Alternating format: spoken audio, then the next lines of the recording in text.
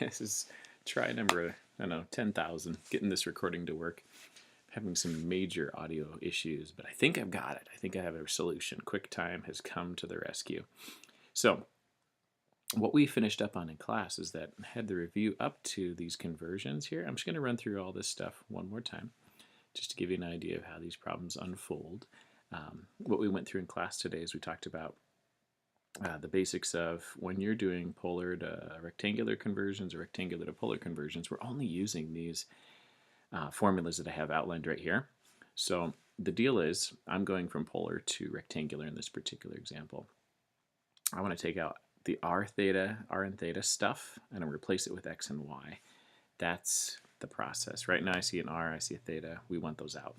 So one good option is you can, in this particular polar equation and a lot of them, you can start by multiplying both sides by r. And what that does is it creates r squared on the left and 8r sine theta on the right. And if you see where I'm underlining right there in pink, and r squared is always inviting because we have a conversion for that. R squared equals x squared plus y squared. So you'll see that happen right here. X squared plus y squared replace the r squared. And then the r sine of theta that you see in here as well, that is the same as y. I mean, that's the conversion process. You just replaced r and theta, something with theta, with something with x's and y's. This expression that's left, that's an expression with x's and y's, not r's and thetas. Therefore, it's in polar and no longer, I'm sorry, in rectangular and no longer in polar. The other option, the other way to do it, option 2 you have down here, sine of theta, you can always replace that directly. It's equal to y over r. It's just a quick derivation of this y equals r sine of theta. If you just divide both sides by r, you can have sine of theta is y over r, and you can replace it. So the original equation, just take out the sine of theta, put y over r, and then multiply both sides by r. You get r squared equals 8y, and then you put x squared plus y squared in its place. And what you end up with is the same thing we have up here, and all is equivalent. So the process is these equations here are all we use for that conversion process, and it all came from a triangle that we drew up once upon a time where you have x, you have y, and you have r, and theta, and it turns out that x equals r cosine of theta. If you do the Pythagorean, or you do some right triangle trig, no big deal there, and y is r sine of theta, and all those formulas that we have to the left there are based on that little right triangle, and we dealt with that the other day. Okay, so I'm going to go ahead and delete that just for now and just kind of clean things up a little bit on this screen. But to the next problem, or letter B, same thing, r equals 5 is the original equation. That's a circle with radius 5 if you do it in polar. If you square both sides, that brings up this situation of r squared, and then 5 squared is 25. R squared is very inviting when you're doing polar to rectangular conversions because you can just swap it out for x squared plus y squared. And we're done. We have removed all the r's. There were no thetas. And we now have an expression with x's and y's. So done with our conversion. Out with r and theta, in with x and y. The next one is plotting a point. So if you can imagine, what we're doing is the original point is face pi over 3. So you got to pi over 3. And you walk backward 5 units, 1, 2, 3, 4, 5, and plot the point. Okay, so if you face the other, you can come up with that same point if you look at this next example. So let me highlight that in pink. If you go to 4 pi over 3, so you actually face 4 pi over 3, and you walk out directly 5 units, and you plot a point. And then another option is you could go to 7 pi over 3, and 7 pi over 3 is going around the unit circle again and facing out this way. It's kind of like pi over 3, but just went around the unit circle again, and then walk backward -5 units. There we are on our point again. And the final one, 10 pi over 3, is going around a lot and facing directly toward our point, and then walking out the 5 units to land on it. So all those different ways of tackling getting to a single point in polar. You can go around the unit circle as many times as you want. You can arrive by walking forward or backward, so a positive radius or a negative radius, etc. All right, this is a boat problem. I wrote plane in here when I was writing it today, but it's a boat. The thing about vectors is that the vector of the boat is here in pink. It's 15 miles per hour at a bearing of 45 degrees. And a bearing of 45 degrees is from north 45 degrees, but when we write vectors, we do them in terms of from 0 degrees. Well, coincidentally, a bearing of 45 is also and angle from 0, 45 degrees. So those happen to match. So the boat vector, the first thing you need to know is I need a vector representing the boat. 15 cosine 45, 15 sine 45 is that vector. You always do the magnitude, which is, when we're dealing with speeds, it's how fast that boat's traveling. It's the length of the vector represents its speed, times the cosine of the angle from 0 to sine, and then 15 sine the angle from 0, which is 45. That's it. If you actually plug those in and get a number for it, this makes 15 square root of 2 over 2. And this one is 15 square root of 2 over 2, because the sine and cosine at square root of at 45 degrees is square root of 2 over 2. So that's the number. That's our actual vector for that boat. What it translates to, what it means is that to get to this vector has two components. It has a horizontal component of 15 radical 2 over 2 and a vertical component of 15 radical 2 over 2.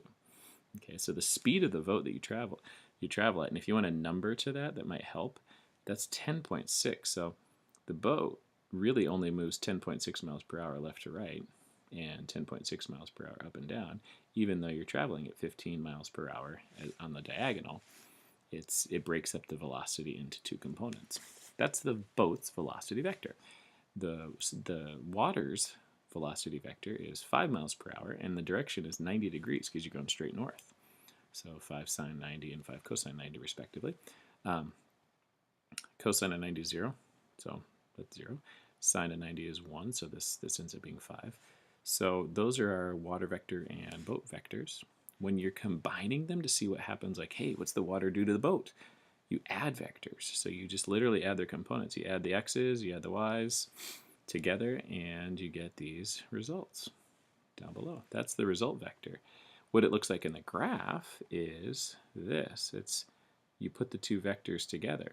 So if I go back and I'm going to pick a nice fancy color, I don't know. Let's do something that stands out. I don't know. Yellow is usually good.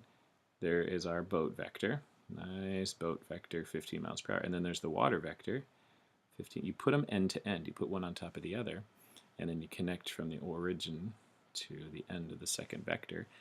That's the result of those two. So you can see that it's longer. It's going faster. It's off course. It changed direction because the water made it change direction. So there's a nice pictorial element.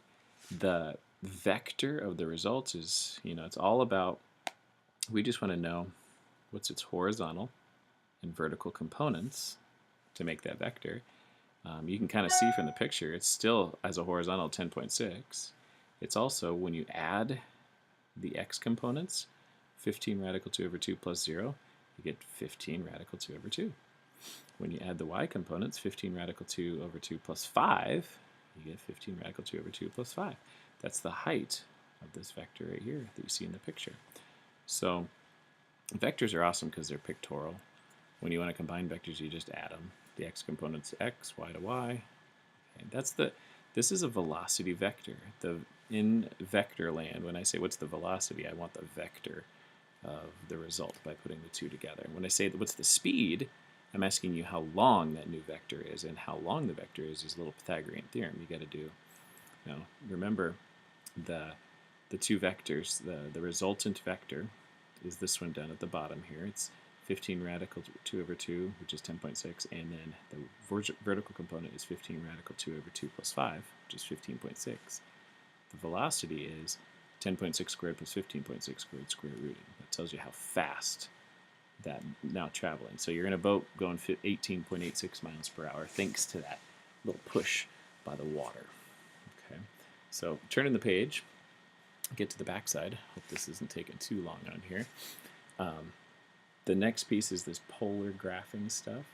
You can trace. You can put that in your calculator in polar mode, and you can just kind of walk around on there with the trace button. The domain is all reals. I mean, you can put in any theta you want. There's no limit on that. The range is what's the biggest and smallest the radius gets. Okay, the output value is radius. And so we're looking at those petals in this rose curve. The longest they get is 3. It just happens that when you're creating each of those petals, sometimes it's with a negative radius, like you're facing, this direction, but you walk backward to plot the point. That would be a negative radius. But as you're tracing, you'll see this stuff, so you can just work that out in your calculator. Symmetry is by looking at the graph saying, hey, what's it symmetrical about? X-axis, Y-axis, or diagonally over the origin. Max R value is a dumb question. It's the same as the highest value in your range, so that's not going to be on the retake test. All right, let's talk imaginaries. Imaginaries, just think of them as plotted points. So you got to plot them. I'm actually going to put that on the retake test. You got to have the point plotted. So -6, -6, let me zoom in on that. That would be to the left 6, down 6. I want you to plot a point. Bingo. Okay. What I want you to do next is, if I want that in trig form, what I need is I need the angle. So I need the theta from 0. And I need the magnitude, how long, or what we call the modulus. I need to know how far it is away from 0. And how it works out is, the equation will be modulus cosine the angle from 0, that's called theta, plus modulus sine that angle from 0, whatever theta is, I. So in our particular situation, the modulus is square root of 72. It's 6 squared, well, -6 squared, plus -6 squared, square rooted.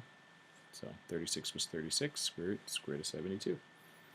The angle from 0 is 225, and the way you get that is you do inverse tangent, because to find the angle, you can just do the theta that we're looking at. I'm going to put it in yellow here so you can see a little bit better. But theta, right there in that corner, you do inverse tangent, opposite over adjacent, you're going to get that theta. Well, the calculator always gives you something that requires a little thinking. It gives you 45. Okay, so the angle theta in that corner is 45. That's not what I want. I want the angle from 0. So you got to go, oh, 180 plus that 45. That's my angle from 0. So that's where the 225 kicks in. Okay. So there's that 225. It gets used in both cases. So modulus, which is using a little Pythagorean theorem. That's the length of the distance that point is from the origin. Cosine 225, and then modulus sine 225 I. Don't forget your I. That's part of the imaginary. It's the vertical component of that point. Same thing goes for the next one. You want to plot the point 2, -5. Bingo. In an imaginary plane. Then the modulus is, 2 squared plus -5 squared, square rooted. That's 29. Square root of 29. The angle is going to be inverse tangent of the y over the x, so inverse tangent of -5 over 2, or the imaginary, you can think of that as the y component, over the real. And we get -68.2, not as helpful, but it's reasonable, but it's this angle in that corner. -68.2 is not what we're going for, that -68. We want to know what's the angle from 0. So what you got to do is take back from 360, 68.2 degrees. So it's 360 minus 68.2. It's not a formula. That's me just looking at the picture and reasoning it out. So the modulus is 29, square root of 29, cosine of the angle, modulus sine of the angle, I. I'm done. Okay. Last one is the product of these two. So this is the modulus. It's just not, if you factor it out, they usually put it in front of both of those, but it's been factored out for you. And when you're multiplying two imaginary numbers, it's the product of the moduli and then the sum of the angles you see here. So those two angles, add them up. They're both the same angle, so you get the same thing twice. But you just multiply the moduli, add the angles. There's your result. Division, just as easy. Divide the moduli, so a divided by 4, and then subtract the angles to get this. So that's the rule, and it's pretty simple. It happens on the next one as well.